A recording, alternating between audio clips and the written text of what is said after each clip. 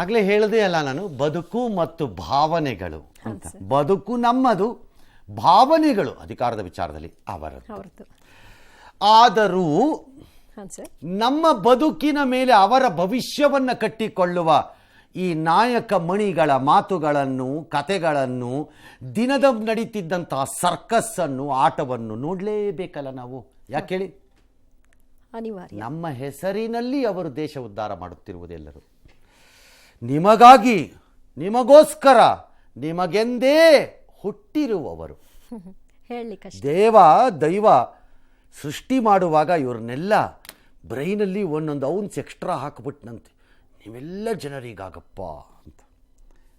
ನಾಚಿಗೇಡು, ಮಾನ ಮರ್ಯಾದೆ ಲಜ್ಗೆಟ್ಟವ್ರು ಅಂತಂದು ಪ್ರಜ್ವಲ್ ರೇವಣ್ಣ ಫೈಲ್ಸ್ ರಾಜ್ಯ, ದೇಶ ಅಲ್ಲ ಅಂತಾರಾಷ್ಟ್ರೀಯ ಮಟ್ಟಕ್ಕೂ ಸಜ್ಜಾಗ್ತಿದೆ. ಆಗತ್ತೆ, ಭಾರಿ ಆಕ್ರೋಶ ವ್ಯಕ್ತವಾಗ್ತಿದೆ.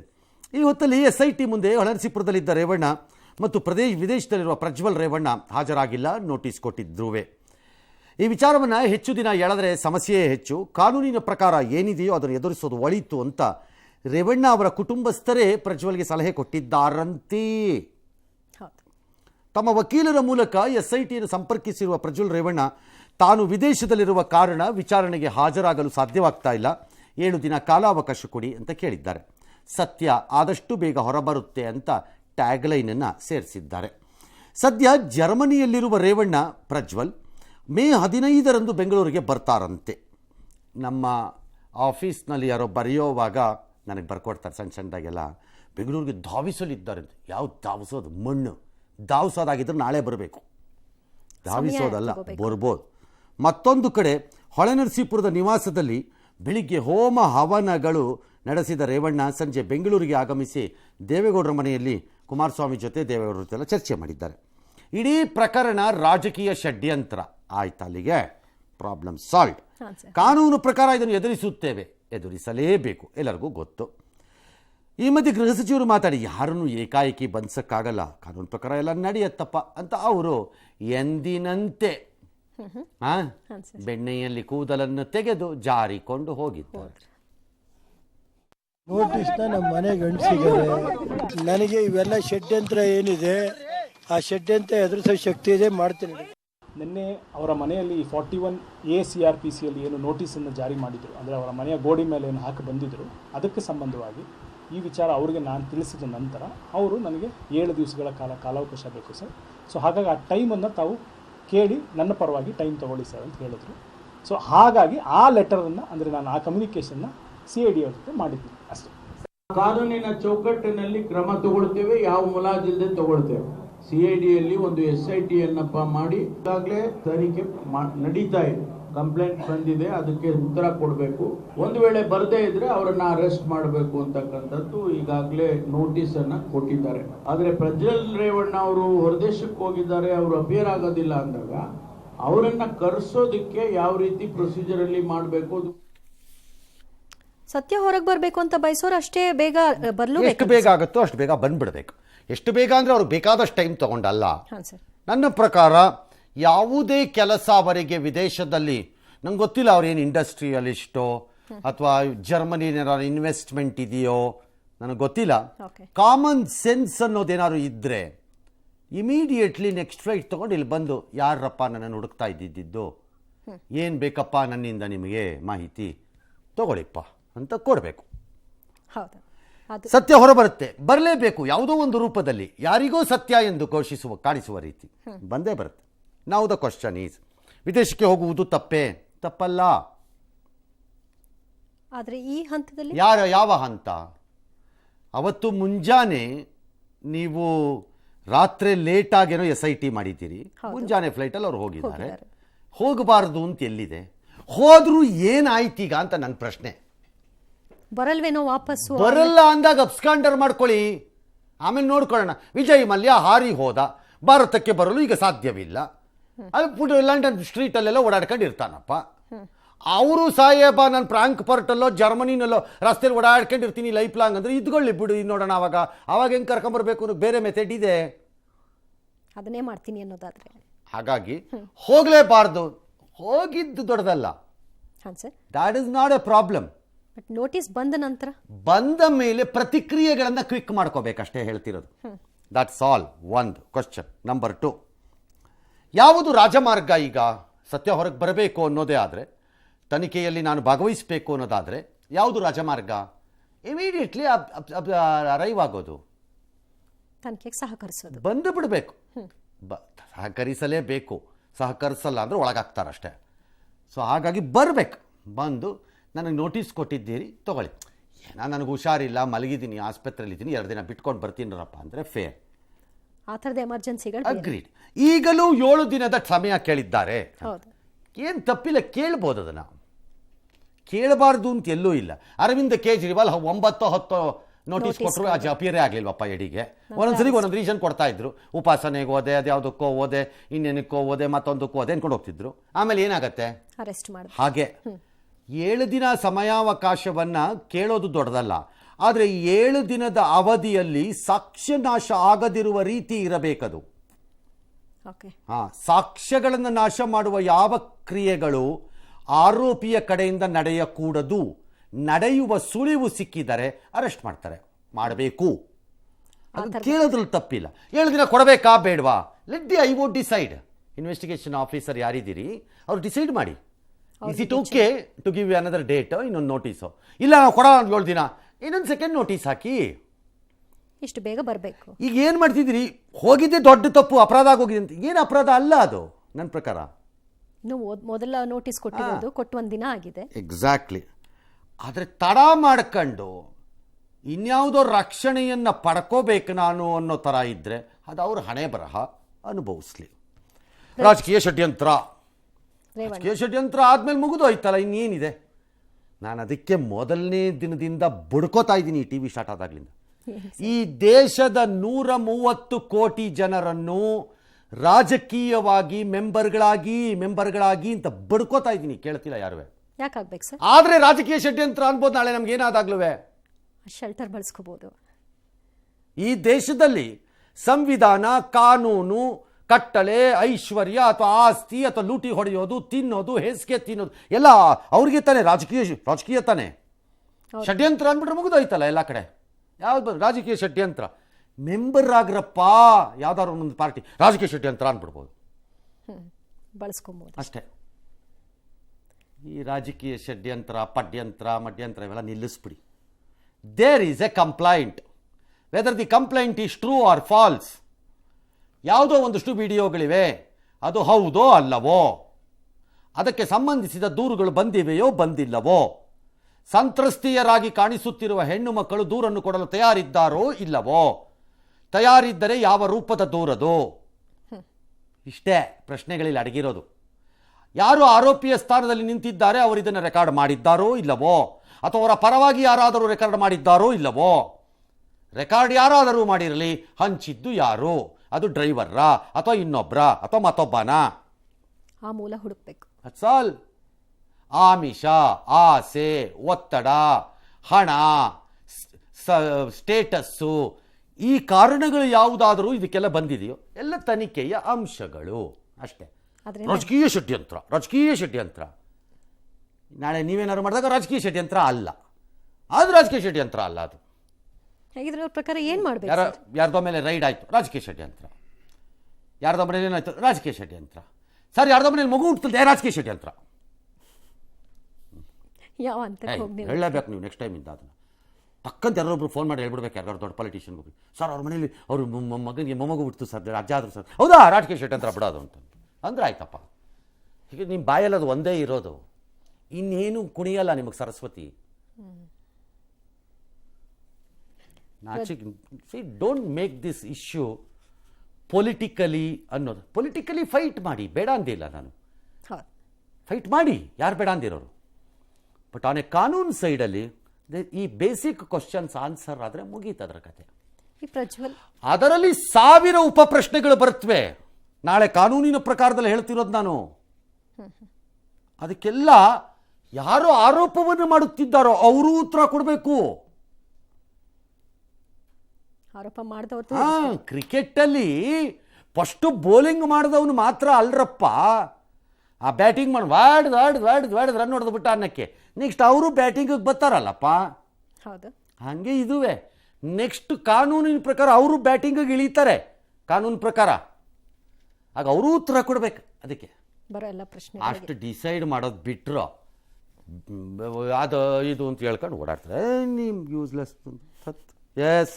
ಇನ್ನು ಸಂಸದ ಪ್ರಜ್ವಲ್ ರೇವಣ್ಣ ವಿದೇಶಕ್ಕೆ ತೆರಳಿರೋ ಬೆನ್ನಲ್ಲೇ ಪ್ರಧಾನಿ ಮೋದಿ ಅವರಿಗೆ ಸಿಎಂ ಸಿದ್ದರಾಮಯ್ಯ ಅವರು ಪತ್ರ ಬರೆದಿದ್ದಾರೆ. ಪ್ರಜ್ವಲ್ ರೇವಣ್ಣರ ರಾಜತಾಂತ್ರಿಕ ಪಾಸ್ಪೋರ್ಟ್ ರದ್ದು ಮಾಡಲು ಕೋರಿದ್ದಾರೆ.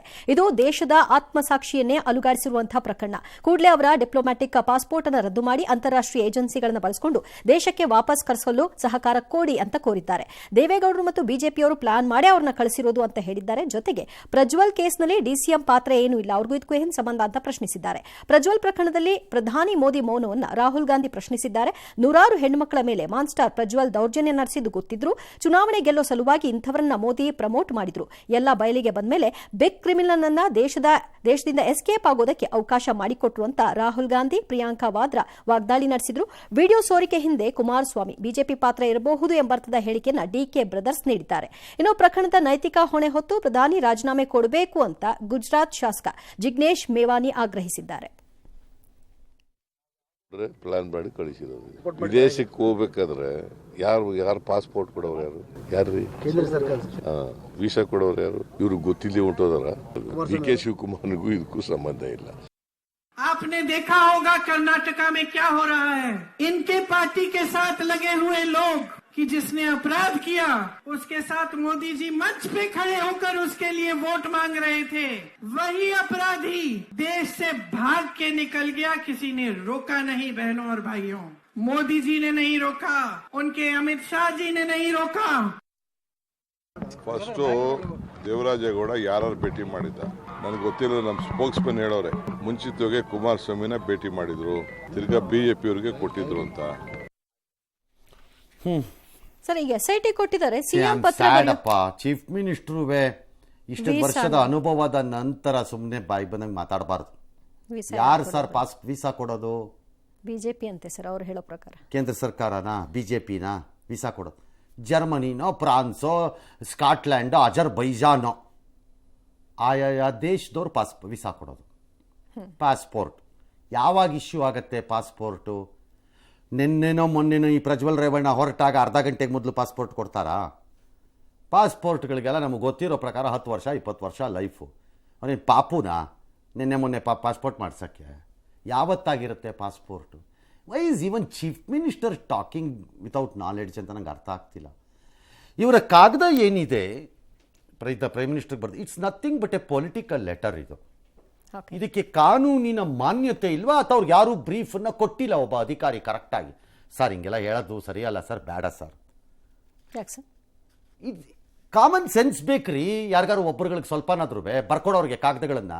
ಅದು ಯಾರ್ರೀ ಬರೆದವ್ರು? ಡ್ರಾಫ್ಟ್ ಮಾಡಿದವ್ರ ಕಾಗದಾನ ಸೈನ್ ಹಾಕಿದ್ದು ನೀವು ಎಂಥವ್ರು? ಪಾಸ್ಪೋರ್ಟನ್ನು ರದ್ದು ಮಾಡಿ. ಹೆಂಗ್ರಿ ಮಾಡ್ತೀರಿ ರದ್ದು? ಟ್ರೈ ಮಾಡಿ ನೋಡೋಣ. ಅದು ಹೆಂಗೆ ರದ್ದು ಮಾಡ್ತೀರಿ ನೀವು ಕೇಂದ್ರ ಸರ್ಕಾರದವ್ರು ದಡಕ ಬಡಗ ಅಂತ? ಫಸ್ಟು ನೋಟಿಸ್ ಕೊಡಬೇಕು. ನೋಟಿಸ್ಗೆ ರೆಸ್ಪಾಂಡ್ ಆಗದೆ ಇದ್ರೆ ಸೆಕೆಂಡ್ ನೋಟಿಸ್ ಹೋಗುತ್ತೆ. ಇದೆಲ್ಲ ಕಾನೂನಿನ ಪ್ರಕ್ರಿಯೆ. ಥರ್ಡ್ ನೋಟಿಸ್ ಹೋಗುತ್ತೆ. ಅದು ಆಗದೆ ಇದ್ರೆ ಮಿಸ್ಸಿಂಗು ಲುಕೌಟ್ ನೋಟಿಸ್ ಹೋಗುತ್ತೆ. ಲುಕೌಟ್ ನೋಟಿಸ್ ಹೋದ ಮೇಲೆ ಅಬ್ಸ್ಕಾಂಡರ್ ಆಗಿ ಡಿಕ್ಲೇರ್ ಆಗಬೇಕು. ಆಮೇಲೆ ನೀವು ಅಂತಾರಾಷ್ಟ್ರೀಯ ಏಜೆನ್ಸಿ ಬಳಸ್ಬಿಡಿ. ನಮ್ಮನೆ ಸೇವಕರು ಅಂತಾರಾಷ್ಟ್ರೀಯ ಏಜೆನ್ಸಿಗಳು, ಖ್ಯಾತ ಕ್ರಿಮಿನಲ್ಗಳು, ಕಳ್ಳರು, ಕಚಡಗಳು, ಭಯೋತ್ಪಾದಕರಿಗೆ ಅಂತಾರಾಷ್ಟ್ರೀಯ ಏಜೆನ್ಸಿಗಳು ಕಾಗದ ಬರೆದ್ರೆ ಕೋಆಪರೇಟ್ ಮಾಡಲ್ಲ. ಒಂದೊಂದ್ಸರಿ ರೆಡ್ ಕಾರ್ನರು ಬ್ಲೂ ಕಾರ್ನರ್ ನೋಟಿಸ್ಗಳು ಹಾಕಿದ್ರೆ ಇದಕ್ಕೆ ಒಳನರಸೀಪುರದಲ್ಲಿ ಕೇಸ ಒಂದೇ ಫೈರ್ ಆಗಿರೋದು. ಈಗ ಒಳನರಸೀಪುರದ ಕೇಸಲ್ಲಿ ಬರೆದ್ಬಿಟ್ಟು ಇವ್ರನ್ನ ಅಂತಾರಾಷ್ಟ್ರೀಯ ಏಜೆನ್ಸಿಯವ್ರು ಕಳಿಸ್ಕೊಟ್ಬಿಟ್ಟಿದ್ರು, ಓಡೋಗ್ಬಿಟ್ಟು ಇಟ್ಕೊಂಡ್ಬಿಡ್ತಾರೆ. ಏನು ಕಾನೂನು ಬಗ್ಗೆ ಮಾತಾಡ್ತಿರೋ, ಯಾವ ಪ್ರಕ್ರಿಯೆ ಬಗ್ಗೆ ಮಾತಾಡ್ತಿರೋ ನೀವೆಲ್ಲ ನನಗೆ ಅರ್ಥ ಆಗಲ್ಲ. ಯಾರು ಚೀಫ್ ಮಿನಿಸ್ಟರ್ಗಳಿಗೆ ಬ್ರೀಫ್ ಕೊಡ್ತಿರೋ? Then the process of cancellation of a passport starts. ನಿಮ್ಗೆ ಇಷ್ಟ ಬಂದಂಗೆಲ್ಲ ಮಾಡ್ಕೊಂಡು ಹೋಗ್ಬಿಡಕ್ಕಾಗಲ್ಲ ಇಲ್ಲಿ. ಮೊದಲ ಹಂತದಲ್ಲಿ when he refuses to appear, ಪದೇ ಪದೇ ಆಮೇಲೆ ಅಬ್ಸ್ಕಾಂಡರ್ ಆಗಲಿ ಆದ್ರೆ ಆಗ ಸಮನ್ಸ್ಗೆ ಅಪಿಯರ್ ಆಗದಿದ್ರೆ ನಾಳೆ ಕೋರ್ಟ್ ಏನಾದರೂ ವಾಪಸ್ ಬಂದಾಗ ಈ ವ್ಯಕ್ತಿ ಆರೋಪಿ ಕೋರ್ಟಲ್ಲಿ ಅವ್ರಿಗೆ ಏನಾದ್ರು ರಿಲೀಫ್ ಕೊಡೋದು, ಅದು ಬೇಕಾದ್ರೆ ಕಂಡೀಷನ್ ಹಾಕ್ಬೋದು, ಸರೆಂಡರ್ ಯುವರ್ ಪಾಸ್ಪೋರ್ಟ್ನ ಅಂತ. ಅದನ್ನು ಬಿಟ್ಟು ಪ್ರೈಮ್ ಮಿನಿಸ್ಟರ್ ಕಾಗದ ಬರೆದ್ಬಿಟ್ಟು ಇದು ವಿದೇಶಕ್ಕೆ ಹೋಗ್ತಾ ಇದ್ರು ಅವನ್ನೆಲ್ಲ ವಿದೇಶದಿಂದ ಕರ್ಕೊಂಬಂದ್ಬಿಡಿ ಅಂತ ಹೆಂಗೆ ಕರ್ಕೊಂಬಂದ್ಬಿಡ್ತಾರೆ? ಆಮೇಲೆ ಯಾರು ವೀಸಾ ಕೊಟ್ಟವ್ರು ಅಂದ್ರೆ ಯಾರು ಕೊಡೋರು ವೀಸಾ? ನನಗೆ ಅರ್ಥ ಆಗಲ್ಲ. ದಟ್ ಇಸ್ ವೈ ನಿನ್ನೆ ನಾನು ಹೇಳಿದ್ದು, ಈ ರಾಜಕಾರಣಿಗಳು ಮಾತಾಡ್ತಿರೋದನ್ನೆಲ್ಲ ರಾಜಕೀಯವಾಗಿ ನೋಡ್ಬಿಡಿ, ಕೇಳಿಸ್ಕೋಬೇಡಿ. ಇವ್ರು ಹೇಳುತ್ತಿರೋ ಪ್ರೊಸೀಜರ್ಗಳನ್ನ ನೀವೆಲ್ಲ ಅರ್ಥ ಮಾಡ್ಕೊಂಡ್ಬಿಟ್ರೆ ನೀವು ಬಕ್ರಾಗಳಾಗ್ಬಿಡ್ತೀರಿ ಅಂತ. ನಾವಾರು ಬುದ್ಧಿವಂತರಾಗಿರೋಣ ಪ್ರೊಸೀಜರ್ಸ್ ವಿಚಾರದಲ್ಲಿ. ಇವ್ರದ್ದು ಬೇಡ ನಮಗೆ. ಸುಮ್ಮನೆ ಮಾನ್ಸ್ಟರ್ ಪ್ರಜ್ವಲ್ ಅಂಡರ್ಸ್ಟ್ಯಾಂಡಬಲ್. ಏನು ಇಲ್ಲಿಯವರೆಗೆ ಆತನ ಮೇಲೆ ಆರೋಪಿ ಸ್ಥಾನದಲ್ಲಿ ನಿಲ್ಲಿಸುವುದಕ್ಕೆ ಬಂದಿದೆಯೋ ಅದು ರಾಕ್ಷಸಿ ವರ್ತನೆಯ ಲಕ್ಷಣಗಳನ್ನು ತೋರಿಸಬಹುದು. But ultimately you have to prove it. You can't declare ಆರೋಪಿನೇ ಅದು ಈಗಲೂ ಮಾಡ್ಬೇಕು ನಾವು. ಅದಕ್ಕೆ ಕೆಲಸ ಮಾಡ್ರಪ್ಪ ಅಂದ್ರೆ ಬರೀ ರೈಲ್ ಬಿಟ್ಕೊಂಡು ಓಡಾಡೋದು ಎಲ್ಲ. ಅವ್ನು ಕಳಿಸಿದ್ಯಾರು, ಬರ್ರಿ ರೈಲ್ ಬಿಟ್ಕೊಂಡು ಓಡಾಡ್ತೀರಿ. ಪ್ರಿಯಾಂಕಾ ಗಾಂಧಿ ಬಿಗ್ ಕ್ರಿಮಿನಲ್, ಅಪರಾಧಿ. ಯಾರು ನಿಂಗಮ್ಮ ಮೇಡಮ್ ಹೇಳಿದ್ದಿದ್ದ ಅಪರಾಧಿ ಅಂತ? ಆರೋಪಿತ ಸ್ಥಾನದಲ್ಲಿದ್ದಾರೆ. ಅಪರಾಧಿಯಾದ ಲಾಲು ಪ್ರಸಾದ್ ಯಾದವ್ ಜೊತೆ ಕೂತಿರ್ತೀರಲ್ಲ. ರಾಜಕಾರಣಿಗಳು ಒಂದು ಕೇಸನ್ನು ಹಿಡ್ಕೊಂಡು ನಿಮ್ಮ ಅನುಕೂಲಕ್ಕೆ ತಕ್ಕಂತೆ ಸಮಾಜಕ್ಕೆ ಪಾಠ ಮಾಡಕ್ಕೆ ಬರಬೇಡಿ. ಎಲ್ಲ ಪಕ್ಷದವ್ರುವೆ ನಿಮ್ಮ ಅನುಕೂಲಕ್ಕೆ ತಕ್ಕಂತೆ ನೀವು ಮಾತಾಡ್ತೀರಿ ಅಷ್ಟೇ. ಬರೀ ಇದು ಬುದ್ಧಿ ಅದು. ರಾಜತಾಂತ್ರಿಕ ಪಾಸ್ಪೋರ್ಟ್ನ ಕೊಟ್ಟಿರ್ತಾರೆ ನಿಜ. ಸರ್ಕಾರಿ ಅಧಿಕಾರಿಗಳು, ರಾಜತಾಂತ್ರಿಕರು ಮತ್ತು ಸಂಸದರು ಇವರಿಗೆಲ್ಲ ಕೊಟ್ಟಿರ್ತಾರೆ. That is called diplomatic passport. Diplomatic passport ಇದ್ದಾಗ ದೇಶಗಳಲ್ಲಿ ಡಿಪ್ಲೊಮ್ಯಾಟಿಕ್ ಇಮ್ಯುನಿಟಿಗಳಿರ್ತವೆ. ಅಂದರೆ ಬಂಧನಗಳಿಂದ, ಬೇರೆ ಇದರಿಂದ UN ಅಲ್ಲಿ, ಯುನೈಟೆಡ್ ನೇಷನ್ಸ್ ಅಲ್ಲಿ ಕೆಲಸ ಮಾಡುವವರಿಗೆ ಅವ್ರನ್ನ ಬಂಧಿಸಲಿಕ್ಕೆ ಆಗಲ್ಲ. ನಿಮಗೆ ಭಾಳ ಹಿಂದೆ ಕಾಂಗ್ರೆಸ್ ಸರ್ಕಾರ ಅಧಿಕಾರದಲ್ಲಿದ್ದಾಗ ನೆನಪಿಲ್ವಾ? IFS Indian foreign service officer ಆಗಿಂತ ಕೋಬ್ರಾಗಡೆ ಅಂತನೋ ಒಬ್ರು IAS ಆಫೀಸರ್ನ ಅರೆಸ್ಟ್ ಮಾಡೋಕ್ಕಾಗಲಿಲ್ಲ. ಅವ್ರನ್ನ ಇಂಡಿಯಾ ಕಳಿಸಿದ್ರು ಅಷ್ಟೇ. ಅವ್ರ ಮೇಲೆ ಒಂದು ಆರೋಪ ಬಂದಿತ್ತು. ಹಾಗೆ ಮಾಡಕ್ಕೆ ಬರಲ್ಲ. ಇದನ್ನ ಜನರಲಿ ಪ್ರೈವೇಟ್ ವಿಸಿಟ್ಸಲ್ಲಿ ಬಳಸಬಾರ್ದು ಅಂತ ಇದೆ. ಬಳಸ್ತಾರೋ ಯಾರ ದೇಶದವ್ರದನ್ನು ಒಪ್ಕೋತಾರೋ ನಂಗೆ ಗೊತ್ತಿಲ್ಲ. These are all done. ಏನಿದಾರ ಲಾಭ? ಈ ಪಾಸ್ಪೋರ್ಟ್ ಇದ್ದವ್ರಿಗೆ ಗ್ರೀನ್ ಚಾನೆಲ್ಗಳ ಎಕ್ಸಿಟ್ ಇರುತ್ತೆ. ಭಾಳ ದೊಡ್ಡ ಪರೀಕ್ಷೆಗಳು ಇದೆಲ್ಲ ಇರಲ್ಲ. ಅದಕ್ಕೆ ಅದನ್ನು ಬೇರೆ ಕಲರ್ನಲ್ಲಿ ಸಪರೇಟ್ ಆಗಿ ಮಾಡಿರ್ತಾರೆ ಆ ಪಾಸ್ಪೋರ್ಟ್ಸ್ನ. ಅದನ್ನು ಬಿಟ್ಟರೆ ಅದಕ್ಕಿಂತ ದೊಡ್ಡದೇನಿಲ್ಲ. ಭಾಳ ಸರಿ ಡಿಪ್ಲೊಮ್ಯಾಟಿಕ್ ಪಾಸ್ಪೋರ್ಟಿನ ಲಾಭವನ್ನು ಪಡೆದು ಕಳ್ಳ ಸಾಗಾಣೆ ಮಾಡಲಿಕ್ಕೆ ಹೋಗಿ ತಗಲಾಕಂಡು ಗಿರಾಕಿಗಳು ಇದ್ದಾರೆ ಈ ಪ್ರಪಂಚದಲ್ಲಿ. ಇದೆ. ಏನದು ಕೈಗೆ ಸಿಕ್ಬಿಟ್ಟ ತಕ್ಷಣ ಪುಕ್ಕಟ್ಟೆ ಹೋಗೋಣ ಎತ್ಕೊಂಡು ತಾರಣ ನೀ ಎಲ್ಲನೂ ಅಂತ ಕಳಿಸ್ತಾ ಇರ್ತಾರೆ ಅಂತ ಅನ್ಕೋಬೇಡಿ. Diplomatic under the cover of the diplomatic passport ಕಳ್ಳ ಸಾಗಾಣಿಕೆ ಮಾಡಕ್ಕೆ ಹೋಗಿ ತಗಲಾಕೊಂಡಿರೋರು ಇದ್ದಾರೆ. ವಸ್ತುಗಳನ್ನು ತಂದು ಕಸ್ಟಮ್ಸ್ ಅಲ್ಲಿ ಡಿಕ್ಲೇರ್ ಮಾಡಿಸದೆ ಸರಿಯಾಗಿ ಓಡೋಗೋಕ್ಕೆ ಸಿಗಾಕೊಂಡವರು ಇದ್ದಾರೆ. ಏನು ಡಿಪ್ಲೊಮ್ಯಾಟಿಕ್ ಪಾಸ್ಪೋರ್ಟ್ ಕೊಟ್ಬಿಟ್ಟಿದ್ದಾರೆ ಅಂದ ತಕ್ಷಣ ಟಚ್ ನೋ ಟಚ್ ಅನ್ನಂಗೆ ಏನಿಲ್ಲ. ಎಸ್. ಇನ್ನು ಪ್ರಜ್ವಲ್ ರೇವಣ್ಣ ಪ್ರಕರಣದಿಂದ ಅಂತರ ಕಾಯ್ದುಕೊಳ್ಳುವಂತೆ ರಾಜ್ಯ ನಾಯಕರಿಗೆ ಅಮಿತ್ ಶಾ ಸೂಚನೆ ಕೊಟ್ಟಿದ್ದಾರೆ ಎನ್ನಲಾಗಿದೆ. ಅವರ ಪಾಪ ಅವರೇ ಅನುಭವಿಸಲಿ, ತಪ್ಪೇ ಎಂಬ ಸಂದೇಶವನ್ನು ಅಮಿತ್ ಶಾ ರವಾನಿಸಿದ್ದಾರೆ. ಹುಬ್ಬಳ್ಳಿಯ ರ್ಯಾಲಿಯಲ್ಲೂ ಕೂಡ ಅದನ್ನೇ ಹೇಳಿದ್ದಾರೆ. ಇದು ಅನೇಕ ವರ್ಷದಿಂದ ನಡೀತಾ ಇದೆ. ಕಾಂಗ್ರೆಸ್ ಸರ್ಕಾರವೇನು ಕತೆ ಕಾಯ್ತಾ ಇತ್ತ ಅಂತ ಪ್ರಹ್ಲಾದ್ ಜೋಶಿ ಗರಂ ಆಗಿದ್ದಾರೆ. ಅಶೋಕ್ ಅವರಂತೂ ಪ್ರಜ್ವಲ್ನನ್ನ ವಿದೇಶಕ್ಕೆ ಹೋಗಲು ಬಿಟ್ಟದ್ದು ಕಾಂಗ್ರೆಸ್ನವರು, ಆದರೆ ದೂರ್ತಿರೋದು ಮಾತ್ರ ಮೋದಿ ಅವರನ್ನ. ಇದು ಸರಿನಾ ಅಂತ ಪ್ರಶ್ನಿಸಿದ್ದಾರೆ. ಕುಮಾರಸ್ವಾಮಿ ಕೂಡ ಮಾತನಾಡಿ ವಿಡಿಯೋ ರಿಲೀಸ್ಗೆ ಕಾರಣರಾದವರ ಬಗ್ಗೆ ತನಿಖೆ ಆಗಬೇಕು. ಕಾರ್ತಿಕ್ ಎಲ್ಲಿ ಹೋದ, ಯಾರು ಅವ್ರನ್ನ ಕಳಿಸಿದ್ದು ಅಂತೆಲ್ಲ ಪ್ರಶ್ನೆ ಮಾಡಿದ್ದಾರೆ. ಮಲೇಷ್ಯಾಗೆ ಅದು ಹೇಳ್ರಿ ಕರೆಕ್ಟಾಗಿ. ಸುಮ್ಮನೆ ಅಟಂಬಟೆ ಒತ್ತಿರಲ್ರಿ ನೀವು. ಮಲೇಷ್ಯಾ ಕಳಿಸಿದ್ದು ಯಾರು ಅಂತ ಕೇಳಿರೋದು. ಎಸ್. ಕುಮಾರಸ್ವಾಮಿನೇ ಬಿಟ್ಟಿರ್ಬೋದು ಅಂತೇಳಿ 420 ಹೇಳೋರಲ್ಲ. ಎಲ್ಲವನೇ ಅವನು ಕಾರ್ತಿಕ್ ಯಾರು ಕಳಿಸಿರೋದು? ಅವನು ಎಲ್ಲಿಂದ ವಿಡಿಯೋ ಮಾಡಿ ಬಿಟ್ಟವನು ಇಲ್ಲಿಗೆ? ಯಾತಿಗೆ ತರಾತುರಿ ವಿಡಿಯೋ ಮಾಡಿ ನಿಮ್ಮ ಚಾನಲ್ಗಳಿಗೆ ಕೊಟ್ಟರು? ಯಾರು ಕೊಟ್ಟವರು? ಮಲೇಷ್ಯಾದಲ್ಲಿದ್ದಾನೆ. ಯಾರು ಕಳಿಸಿರೋದು ಮಲೇಷ್ಯಾಗೆ ಅವನ್ನ? कार्तिक नानू केणकवरे ಈ केणकी तो रेवन्ना का सीडी आया।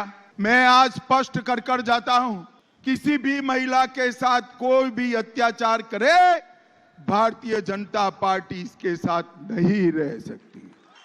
सुन लो सिद्धरामैया जी, DK शिवकुमार जी, सरकार आपकी है।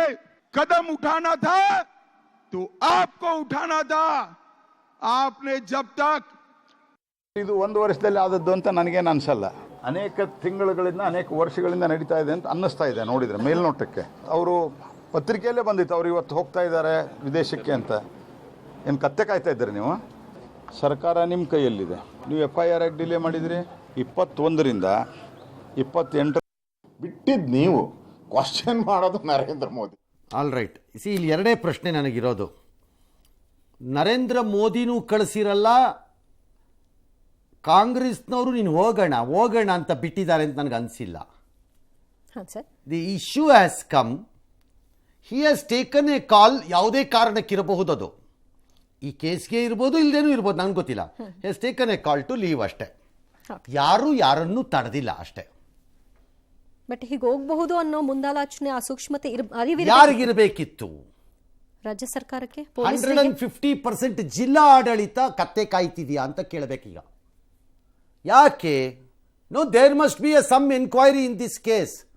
What was the district administration doing, whether it's a DC or a SP or whoever it is, ಯಾರು ಬೇಕಾದ್ರೂ ಇರಲಿ. 4 ದಿನಗಳ ಹಿಂದೆ ಹೆಣ್ಣು ಮಕ್ಕಳ ರಕ್ಷಣೆ ಮತ್ತು ಮರ್ಯಾದೆ ಬಗ್ಗೆ ಮಾತಾಡೋ ಎಲ್ಲರೂ ನೀವು, 4 ದಿನಗಳ ಹಿಂದೆ ಈ ಪೆನ್ ಡ್ರೈವ್ಗಳು ಹಾದಿ ಬೀದಿ ರಸ್ತೆಯಲ್ಲಿ ಸಿಕ್ತು ತಾನೆ? ಸಿಕ್ಕಿದ್ದನ್ನು ಯಾರೋ ಒಬ್ಬ ವ್ಯಕ್ತಿ ನನಗೆ ಹೇಳ್ತಾ ಇರೋದು, ಎಲ್ಲರೂ ಆರೋಪಿನೇ ಆಗಿನ ಸಂದರ್ಭದಲ್ಲಿ ಚುನಾವಣಾಧಿಕಾರಿಯೂ ಆಗಿದೆ, ಈಗಲೂ ಇರ್ತಾರೆ, DC-ಗೇನೋ ಹೇಳಿದ್ದಾರೆ ಅಂತ ಹೇಳಿದ್ರು. ಅದರ ಮೇಲೆ ಅವರು ಸೆನ್ ಪೊಲೀಸ್ ಸ್ಟೇಷನ್ಗೇನೋ ಕಳಿಸಿದ್ದಾರೆ, ಅಲ್ಲೊಂದು ಕೇಸ್ ಮಾಡ್ಕೊಂಡಿದ್ದಾರೋ ಅಥವಾ ಒಂದು ಮಾಹಿತಿ ತೊಗೊಂಡಿದ್ದಾರೋ ಏನೋ ಒಂದು ಮಾಡಿದ್ದಾರೆ. What did the police do after? ಅದಾದಮೇಲೆ ಏನು ಮಾಡಿದ್ರು ಅವರು?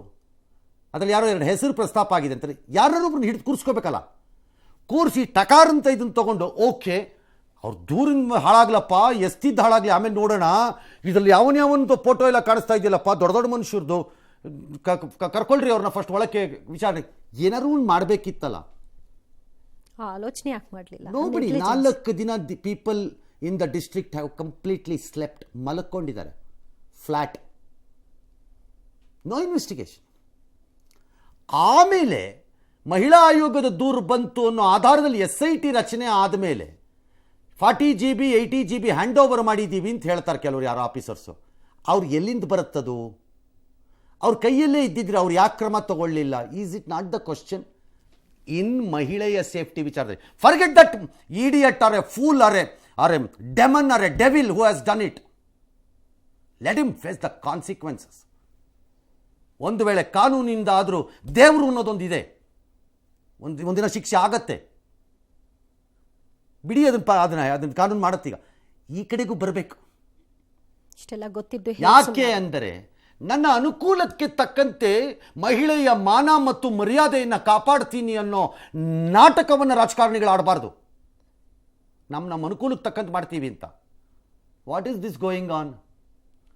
ಅದಕ್ಕೆ ನಾನು ಅವತ್ತಿಂದ ಬಡ್ಕೋತಾ ಇರೋದು, ಫುಲ್ ಪ್ರೂಫ್ ಝೀರೋ ಟಾಲರೆನ್ಸು ಈ ವಿಚಾರಗಳಲ್ಲಿ ಬರದೇ ಇರೋದ್ರಿಂದಾನೇ ಆಯಾ ಕಾಲಕ್ಕೆ ಅವರವರಿಗೆ ಅನುಕೂಲಕ್ಕೆ ತಕ್ಕಂತೆ ಇವುಗಳನ್ನು ಬಳಸ್ಕೊಂಡು ಮಜಾ ನೋಡಿ ಮಹಲಗಳನ್ನು ಕಟ್ಟಕ್ಕೆ ಹೊರಟಿರೋದ್ರಿಂದಾನೇ ಇದೆಲ್ಲ ಆಗ್ತಾ ಇರೋದು.